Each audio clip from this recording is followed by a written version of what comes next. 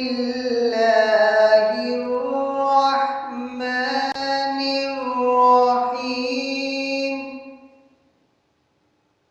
إذا جاء نصر الله والفتح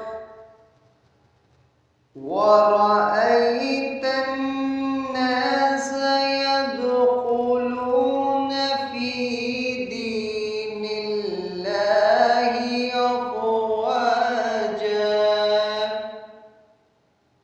فسبح بحمد ربك واستغفره